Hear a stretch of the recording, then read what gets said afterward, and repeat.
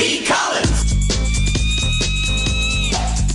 Peter B. Collins, News and Comment.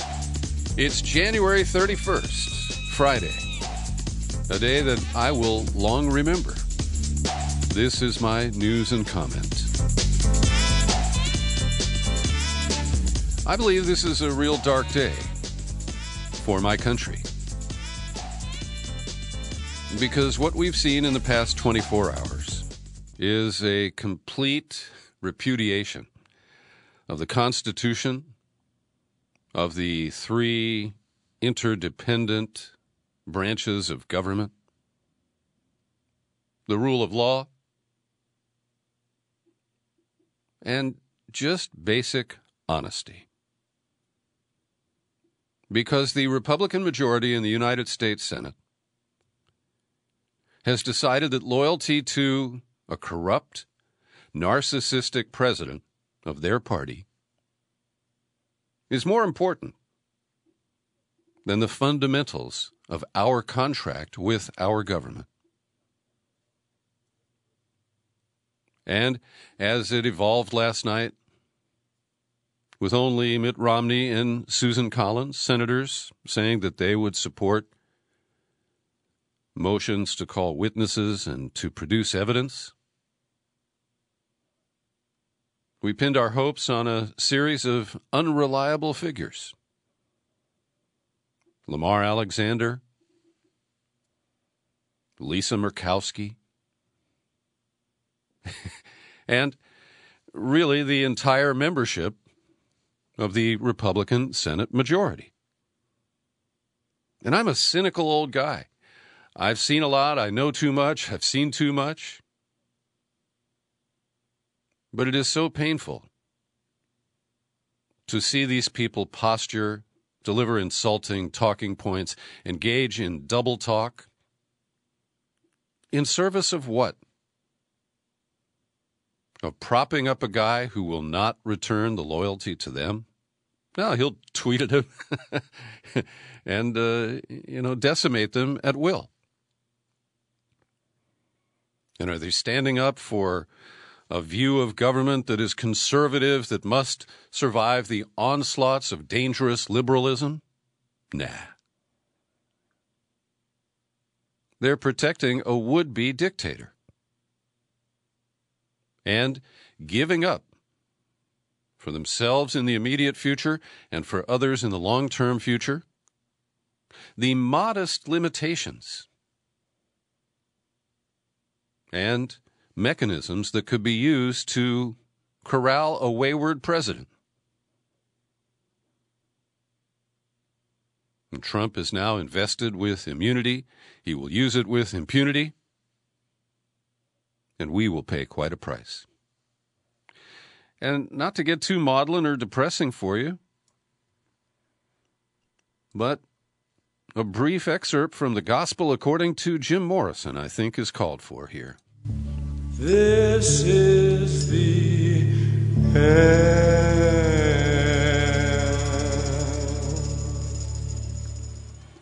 It's a real turning point.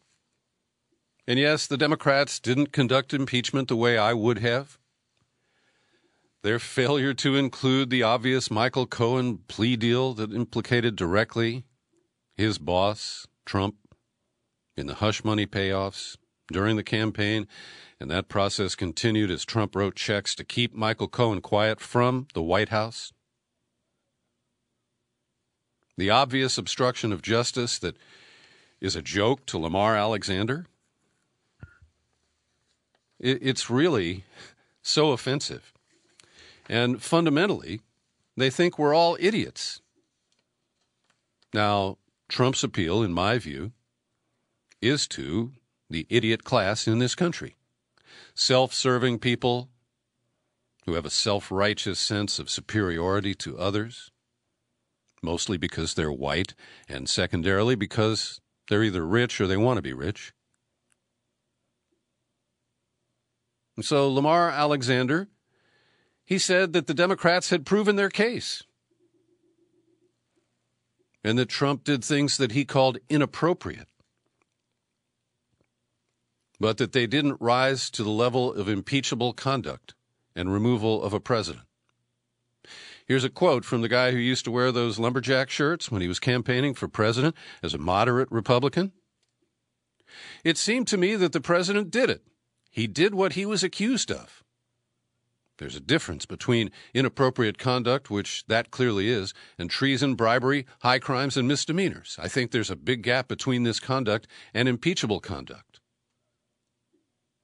And he simply dismisses the obstruction charges, which are central to the whole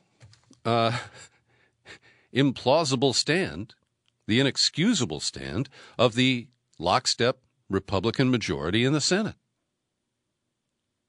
That the House failed to get the witnesses at its stage of the hearings, and therefore this is a flawed case that cannot be permitted to go forward.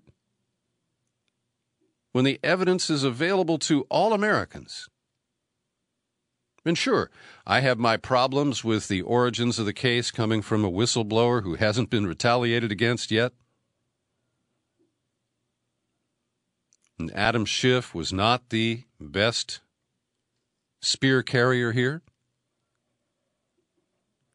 He was tainted by Russiagate and by his own deep investment in that. And, you know, he performed remarkably. He's got a great memory. He can speak without notes at length.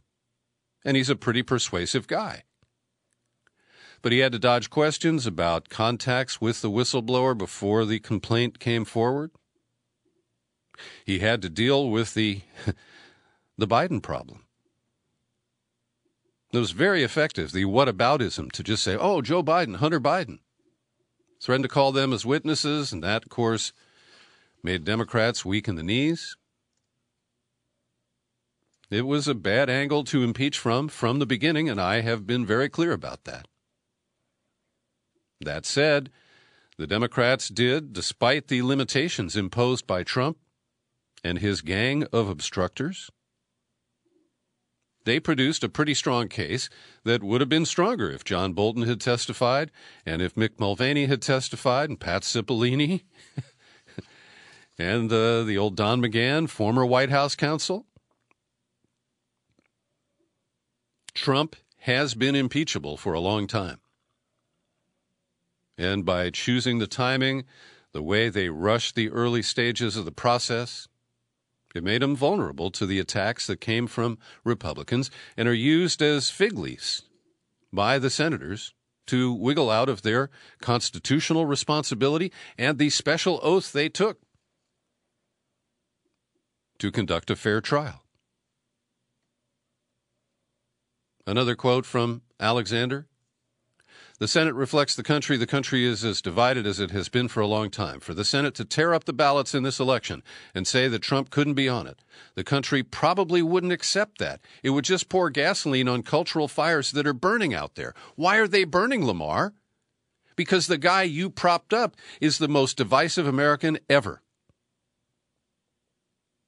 He has skewered the American public into two distinct groups, one that he manipulates so effectively.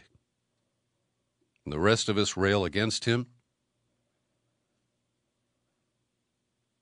And they pulled the slats out from under us to the point where we're hanging on by our fingernails and our feet are swinging in the breeze beneath us. Then came the clincher this morning, Lisa Murkowski, the Republican of Alaska. Now, keep in mind that she had to run a write-in campaign because she got beaten by a more right-wing candidate in the Alaska primary last time. And she made us all speculate that maybe Lisa Murkowski would join maybe Susan Collins and wimpy Mitt Romney. But Murkowski, the last to weigh in, said, I carefully considered the need for additional witnesses and documents to cure the shortcomings of its process, but ultimately decided that I will vote against considering motions to subpoena. And she took a swipe at Elizabeth Warren, who had made a comment yesterday in a question that I thought was legitimate. And Warren said that in her question, is a trial like this without witnesses and evidence, presided over by the Supreme Court Chief Justice, damaging to the reputation, a loss of legitimacy for the highest court? And after Murkowski delivered this death knell, she then said, "I've come to the conclusion there will be no fair trial in the Senate. I don't believe the continuation of this process will change anything. It is sad for me to admit, as an institution, the Congress has failed." Then the swipe at Warren: "Some of my colleagues intend to further politicize this process and drag the Supreme Court into the fray while attacking the Chief Justice. I will not stand for nor support that effort." That is such bullshit. The Supreme Court Chief Justice sat there, presided over not a mock trial, but a trial of mockery, only weighing in to pocket the question from Rand Paul and to briefly issue some shush kind of comments.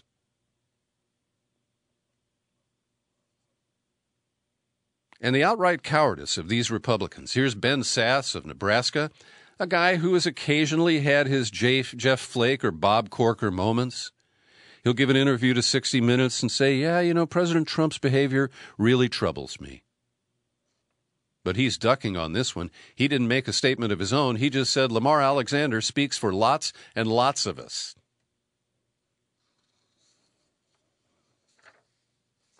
And then we have to take a look at some of these other characters, like Mitt Romney. And relatively speaking, he's a profile in courage for the Republicans. And he's taking some heat. The Trump loyalists like David Perdue, senator from Georgia, he compared Romney to Jeff Flake on steroids. Kelly Loeffler, a Republican of Georgia, and what's his name, Collins, Doug Collins, has given up his House seat to run against her in the Senate primary in Georgia. There's also a black pastor who is an heir to the Martin Luther King Church in Atlanta who has decided to run. But Kelly Loeffler, who was appointed on an interim basis and is trying to get Trump's approval, she tweeted, "My colleague Romney wants to appease the left by calling witnesses who will slander the real Donald Trump during their 15 minutes of fame." So calling John Bolton a movement conservative would be somebody who would slander Trump? And, it's not like I was betting that John Bolton would testify or that we could count on him in exactly what his testimony would be. But to slam the doors and just say, "Oh, no, well, we got all we need here, so we can flush this away faster than Who Shot Bob." Now, it is likely that there's going to be a session that runs late into Friday evening. They'll take Saturday off, and they'll come back on Monday, and then there will be motions to the end game of the process. Democrats want every senator to get a chance to speak. The Republicans don't want to speak. They just want to dismiss this as fast as they possibly can. And we've got the Super Bowl. It's on Sunday. Trump gets the halftime interview. Of course, the game is being broadcast by the Fox Entertainment Channel, and they're trotting out Sean Hannity, Trump's best friend on television, to conduct the halftime interview. And you know that he will gloat, that he will attack others, and that he will declare that he has been exonerated, that he's completely innocent. It was a perfect call, just like I said. And then Trump, of course, will be renominated in the Iowa caucuses because he's cleared the field. There is no real opposition on most state ballots. And from here, he's virtually unstoppable. Now, I hope that Bernie Sanders will be the Democratic nominee and that he can beat Trump in November. But the array of tactics used by Republicans to rig elections, to suppress voter participation by Democrats, cannot be discounted. So according to the New York Times, the Senate's trial could continue into next week. The plan hasn't been completed, but the idea would be that the trial would reconvene Monday for closing arguments by the House managers and the president's defense team, and then senatorial deliberations. And the expectation is that Democrats will, as I heard on Fox this morning, drag it out because they want to at least show on the record what they tried to do and how they were shut out. And so Schumer is saying, I believe the American people should hear what every senator thinks and why they're voting the way they're voting. And that's logical, but he's not in charge of the chamber. And so we will have to see how all of this plays out. And our next question is, where is that great American hero, John Mustache Bolton? The guy who has let little turds of his book leak out. He gave a paid speech to a group in Texas yesterday where he made other comments I'll quote in a moment. But he could have been a hero here. But he danced around, wouldn't talk to the House. Trump and his lawyers falsely claimed that the House didn't try to call John Bolton. Then he said, well, I'll appear at the Senate with a subpoena. But he pretty well knew there weren't the votes for a subpoena, absent something dramatic, and that has not happened. So the latest leaks to the New York Times of the Bolton book, the reporters haven't seen it. Somebody at the White House who has access to it because it's being reviewed pre-publication has been leaking this. And the latest is that in May, early May, there was a meeting in the Oval Office with Bolton, Cipollini, Giuliani, and Mick Mulvaney. And that was the first time, according to Bolton's account, that Trump described his efforts to squeeze Ukraine into announcing investigations into the Bidens. At this point, holding up the aid that had passed by Congress doesn't appear to have been discussed. The account in Bolton's manuscript portrays the most senior White House advisors as early witnesses. I would call them co-conspirators. This is a racketeering case, and involves people to the highest levels of the Trump administration. Trump, of course, and Giuliani both issued stout denials. Nobody can hold them accountable for lying. Giuliani might face some charges. There is an investigation in the Southern District of New York.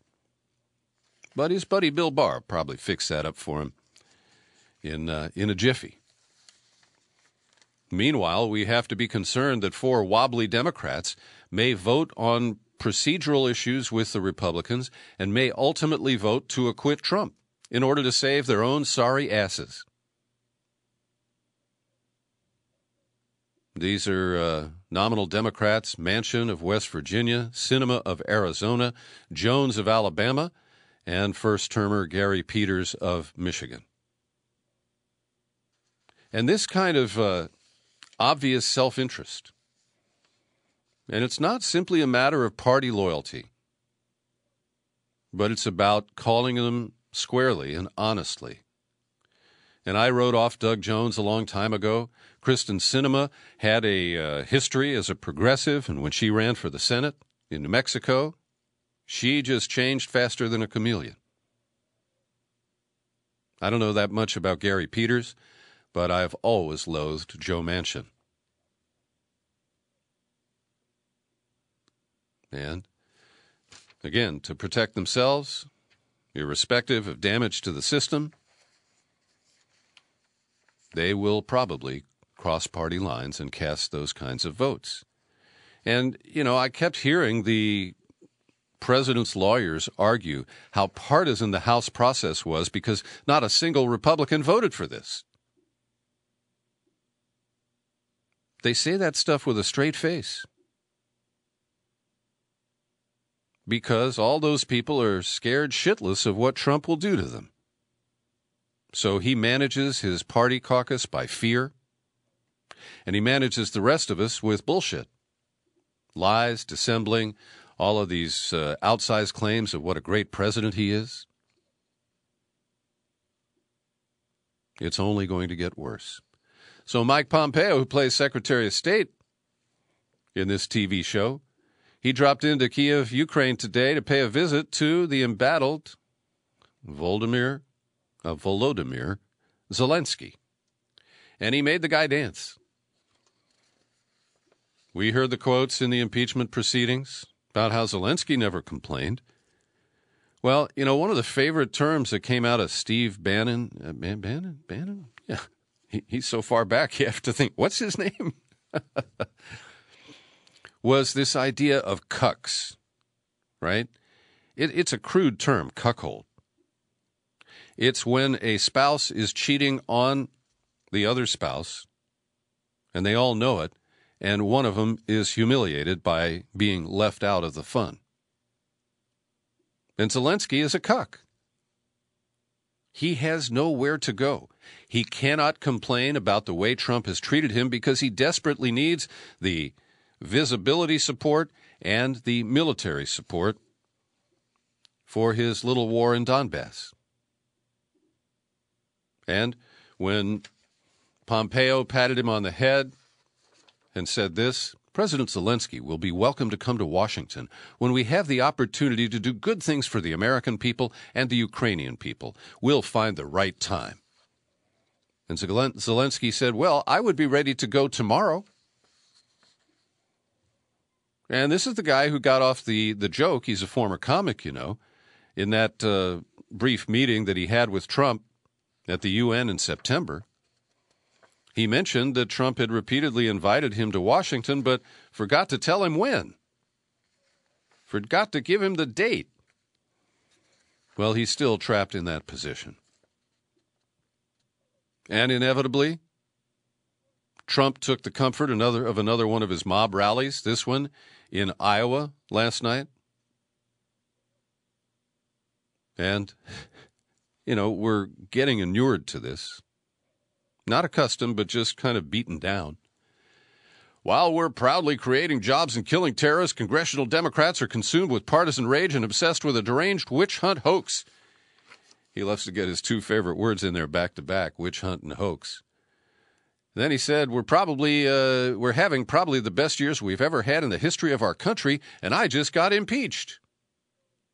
Can you believe these people? I got impeached. They impeached Trump.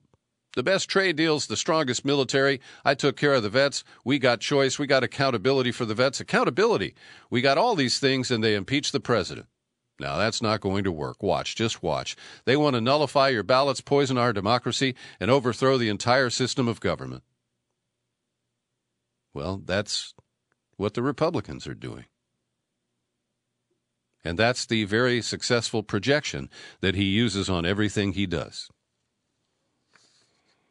He and his kids aren't corrupt, holding meetings at his hotel with campaign donors and delivering goods to them. That's not corrupt. But Joe Biden and his son in Ukraine, that just defines it.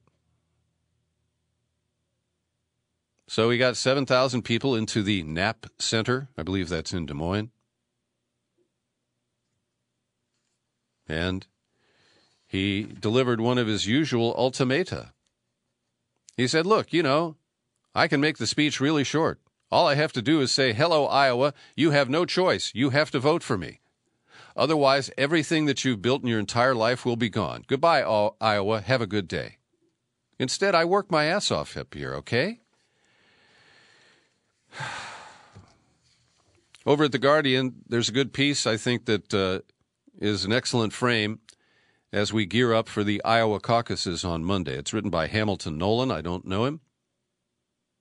Headline, Bernie Sanders' real obstacle is not Trump, it's the Democratic establishment. Couple of quotes. The job of capitalizing on the enormous demographic disadvantage that the upper class faces in the class war falls to the Democratic Party. However, it has never had any interest in really capitalizing on it. Now Bernie Sanders is threatening to make the class war a reality by winning the Democratic presidential nomination. His biggest obstacle is not the Republican candidate, but the Democratic establishment. In their eyes, he is an existential threat to their traditional approach of determining their stance on moral issues by finding a point halfway between what's right and what the Koch brothers are advocating in their attack ads. This is really well written. And they note he notes the criticisms of Sanders that he's not even a Democrat. And he responds thusly, "What has the Democratic Party ever offered him in his vision? It's a party that did its very best to institutionally elbow him out of 2016 race. When he returned this year, an entire basketball team worth of Democrats arose to run on platforms that were explicit rejections of his wild socialist beliefs like humans should have health care and education. The vast majority of the Democratic power structure has focused far more political capital on deriding, dismissing, and smearing Medicare for all than it ever did on trying to ensure that poor people don't die because they're poor. Solving the profound American crisis of inequality that has been building for 40 years is, for them, barely an afterthought." And here we are. The oligarchs have cemented control on what's left of our Republican form of government. Every day I pause for a second to thank the people who support my work here at the PBC podcast. Judy Holloway, Ben Brotman, Patrick Garay, Carla Mahoney. They each chip in $5 a month. Doesn't appear to be too hard for them. Would it be hard for you? Well, if you answered no, then come on over to peterbcollins.com, click on menu, click on Become a Subscriber. You'll hit the sign-up page, and you'll be able to choose what works for you from there. Today I'm releasing an in-depth interview with my friend Joe Laria. He is the editor-in-chief at consortiumnews.com. And they are fighting back against these smears that Consortium News, along with other outlets, this included, are part of a cyber influence campaign directed by Russia. And as Laria describes, they have filed what are called libel notices under Canadian law with one of the big media outlets, it's print and television, called Global News. And Global News based its report about this cyber influence campaign directed by Russia based on a report from the equivalent in Canada of the NSA. It's called the CSE, which is Communications Security Establishment. And in this excerpt, you'll hear Joe Laria describe how this isn't just your average smear and why he chose to lawyer up and fight back. Yeah, so this is nothing new, being called a Putin puppet and a Kremlin stooge and all that. But this is a whole different level. When you've got the Communications Security Establishment, which is the National Security Agency of Canada, their Signals Electronic Intelligence Agency, one of the Five Eyes, having a secret report that Global News obtained. Apparently it's where Freedom of Information Act requests. We learn now they did not say that on their original report. But in any case, they got a hold of a report that one of their reporters says was prepared ahead of the October 2019 Canadian federal elections. And this report says and names us and even shows a screenshot of this very article that you referred to about Freeland's grandfather, the February 2017 Consortium News article. It says that the first attack, this is Global News quoting from the CSE report, the first attack was the February 2017 report in the online Consortium News, followed in quick succession by pro-Russian English language and Russian language online media. It says that Consortium News was part, quote, of a cyber influence campaign directed by Russia. And that word directed is what really set me off. Because, again, it's one thing to smear us as all that, but for a major intelligence agency and then broadcast by a major Canadian television network, which I understand has over $1 billion in revenue. They have the license for Nickelodeon, for The Late Show with, what's his name again? Stephen Colbert. Colbert's show is shown in Canada on their network. So this is a coast-to-coast major television network. And they and the CSC, the Communication Security Establishment, is a major intelligence agency. For them to name us as being directed by Russia was a step too far. There's much more in the interview with Joe Laria. It's available for subscribers today at peterbcollins.com, iTunes, TuneIn, Spreaker, and Stitcher. And there's more detail about the report that originated in Consortium News 3 years ago which told the truth about Chrystia Freeland, who is now a top official in the Trudeau government in Canada, and how 3 years later this comes back as some sort of a Russian propaganda effort, and that Consortium News is just some sort of an arm of the Russian government. I'm really glad they're pushing back, and I fully support the effort. Well, over at the Pentagon, they've announced that they want to repudiate another effort by Obama to bring the United States out of the range of rogue nation status.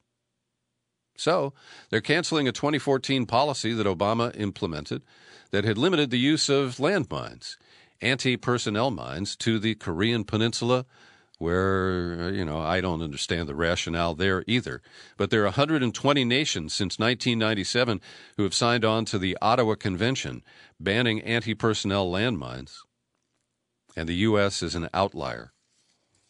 And Trump is proudly showing us to be the rogue nation that he envisions. Trump administration is also meddling in both California and in Texas. Here in the Golden State, they've issued a new rule requiring health insurers under federal law to send separate bills for abortion coverage and non-abortion coverage. Now, you can imagine I'm now on Medicare, but I used to use Covered California. And they would send me a bill for a couple of bucks a month for my abortion coverage. And then the larger bill would be for the main health insurance. So they're trying to separate these to drive a wedge into the health insurance industry, and in an effort to end abortion coverage altogether. The situation in Texas is a little complicated, as reported by Jordan Smith at The Intercept today. I've linked to her article. But essentially, in an effort to battle Planned Parenthood, Texas has gotten a waiver from federal Medicaid rules that enable them essentially to block access to contraceptives. This is producing a higher unwanted pregnancy rate in the state, and because abortion access is limited, it's producing more unwanted babies. And I encourage you to read it, especially if you're in Texas, because the assault on Planned Parenthood has a wider impact on women of childbearing age. As I mentioned, Sunday is the Super Bowl. It's the first time I'm going to watch in a while because my regional team, the San Francisco Santa Clara 49ers, have made it into the final round. And the last time I watched a Super Bowl was when the 49ers were in it, and that's 10 or 12 years ago, maybe even longer. And while I reflexively root for my almost home team, I'm not really invested in the game. But the Bloomberg and Trump campaigns have each invested $11 million for 60-second ads that'll run during the Super Bowl. Trump's is mostly just boasting about what a great president he's been. Bloomberg is focusing on the impact of gun violence. And as I recall, a few years back when CBS had the rights to the Super Bowl, they denied Democratic presidential candidates the right to buy time. But, of course, the game's on Fox. They'll take the money. And, those old standards are just tossed out the window. The other issue that I think is really well described in an op-ed that I've linked to, that's in the Washington Post today under the byline of Samer Khalaf. He is the former managing editor of Deadspin. And his headline reads, Colin Kaepernick's old team is in the Super Bowl and the NFL has erased him. And he makes a great case of how Kaepernick sacrificed his career. He still has not been permitted to sign with a team, even though his record is much better than some of the sorry quarterbacks who have multi-million-dollar contracts right now. And there is a kind of substitute effort by the NFL. They're running a commercial recounting the experience of retired NFL player Anquan Boldin, who had just finished playing a game in 2015 when he learned that his cousin, Corey Jones, had been shot and killed by a plainclothes cop in Florida. So this ad has been played a few times already. Viewers see a reenactment of the fateful night, the grief of Jones's family, and Bolden's explanation that his cousin's death inspired him to take a stronger interest in social justice. But this is an effort to divert you from the much tougher line that was taken by Colin Kaepernick and his 49ers buddy, a guy named Reed. Reed did get re-signed. He plays with the Carolina Panthers now, but he stopped participating in this phony front group at the NFL, which he has called an NFL-funded subversion group, and he called the leader of it, a guy named Jenkins, a sellout and a neo-colonialist for agreeing to the partnership. There's much more strong commentary in the piece. Just click through if you'd like to read it. And we are learning, this is my kind of ending package here today, Senate investigators have conducted an extensive interview of a whistleblower at the Internal Revenue Service. Remember this one? He or she has alleged improper political interference in the audit of the president or vice president. Now, I think this is going absolutely nowhere, and that's why I raised it. They can investigate their little hearts out, and Chuck Grassley and Ron Wyden, Republican Democratic senators respectively, are carrying forward with this investigation. But let's say it's all proven. You can't impeach the mofo, and nothing will happen. So finally today, I want to share with you that pre-dawn, my cell phone rang, and it was a robocall from some outfit in Alabama demanding that I call back immediately because, well, there's legal proceedings taking place, and I need to pay attention. So they have called me 4 times today on my cell phone, which I find really annoying, and so I have tried to call them back.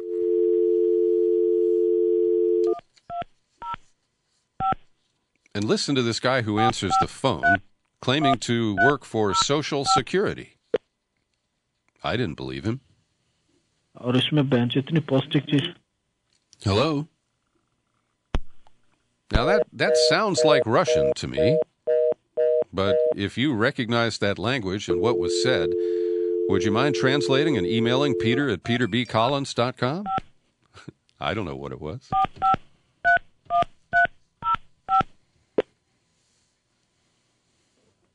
Hello? Hello? Yes, thank you for calling Social Security Administrations. Really? Yes. And you're in Alabama, huh? So apparently they're trained that if anybody asks any questions, you hang up on them. I think this is the time when I got a recorded message that my call couldn't go through at this time. We're sorry. Your call cannot be completed at this time.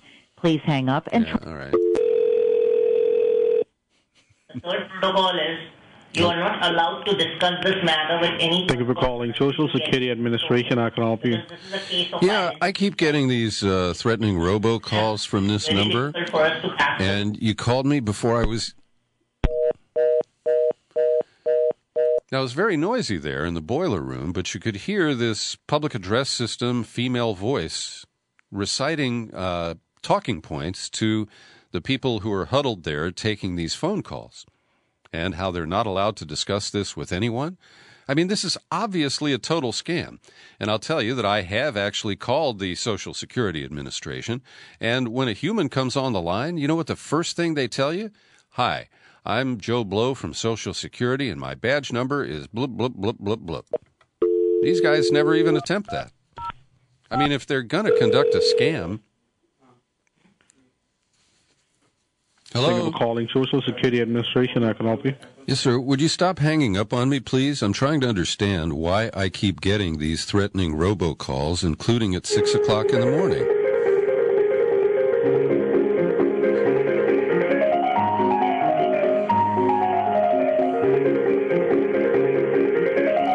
So what is the point of all this? You call a jillion people, some of the schlubs call back, and you don't even have a good spiel to suck them into whatever scam you're playing. I don't get it. And the Russian or whatever other language that was, why'd they answer that way? We're sorry. Your call cannot be completed at this time. All right. Please hang up and try your call.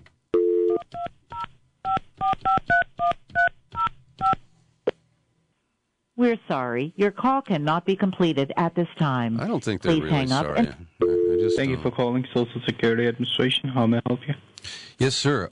You keep hanging up on me, and I'm trying to understand why I'm getting threatening robocalls from you. Hello?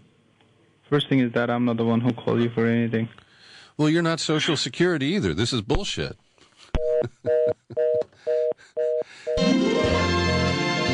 Thanks for listening to my Daily News and Comment podcast. You can share it all over the place. It's on YouTube. And I'm the sad guy, Peter B. Collins. Happy trails to you until we meet again. Happy trails to you. Keep smiling.